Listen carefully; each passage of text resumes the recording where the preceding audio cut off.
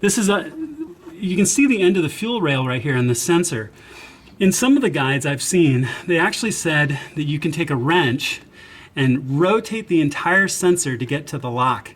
And I will admit I'm not comfortable doing that because I don't know if the sensor's under a certain torque. I don't know if it has to be in some exact position or the exact specifics of it. So if I can get away with not changing that, I'm not going to.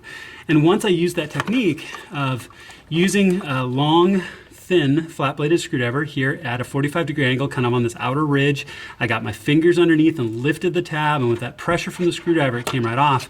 I don't feel that I need to do anything but lift this reservoir to get it out of the way. Now, obviously I've still got to plug this in, but I wanted to be able to keep this out long enough to use this as an example of what exactly I did and how I got that plug off. Now it's going to be a matter of just reaching back in there, plugging it back in the same orientation, again with the lock underneath. It's keyed, so it can only go one way, so you can't plug it in the wrong way. But this is the best way to show you how to do this. So I'll get this plugged in, and we're going to move on to the next sensor. Okay, so now we're going for the sensor that's on the other side of the same reservoir, the one we just lifted. It's a little difficult to see and a little difficult to get to. Maybe about equally as difficult to get to as the one on the fuel rail, but maybe not. So what you're looking at right now is actually the sensor plug, because I already have the cable out. I reached in to show the example of how to pull the plug off, and it came right off for me. So the plug's currently off, and I thought plugging it back in just for the video is kind of silly.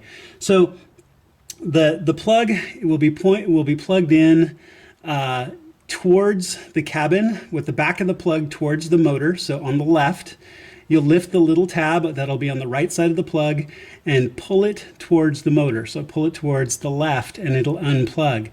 And you'll do the same thing that you've done before, where you'll take the original plug, plug it into the adapter, and plug this in place. And it'll plug in this orientation with the lock on top. It'll plug in this orientation into the sensor down below.